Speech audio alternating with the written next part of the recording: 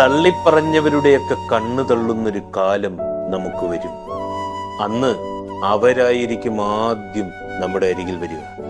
തിരിഞ്ഞു നോക്കരുത്. സന്തോഷത്തിലും സങ്കടത്തിലും കൂടെ നിന്നവരെ മാത്രം ചേർത്ത് പിടിക്കുക.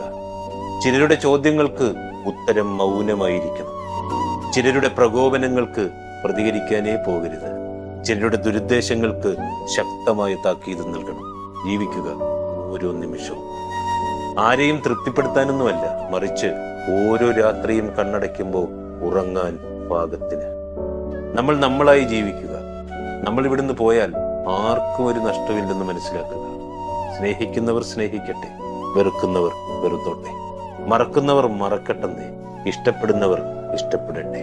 അതിനെക്കുറിച്ച് ചിന്തിച്ച് കൂടുതൽ സന്തോഷിക്കുകയും കൂടുതൽ ദുഃഖിക്കുകയൊന്നും വേണ്ട. എല്ലാം താൽക്കാലികം മാത്രമാണെന്ന്. എന്ത് സംഭവിച്ചാലും ഈ ജീവിതം ജീവിച്ചല്ലേ മതിയാവും.